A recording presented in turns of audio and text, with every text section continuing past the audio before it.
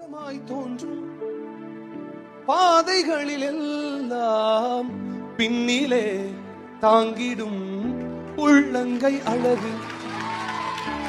அப்ப நான் கேட்டப்ப இறக்கத்துல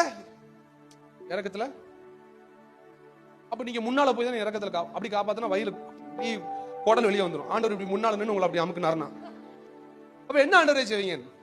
சறுக்கலாய் தோன்றும் பாதைகளில் எல்லாம் இங்க பாருங்க, பின்னலாய் விரல்கள்.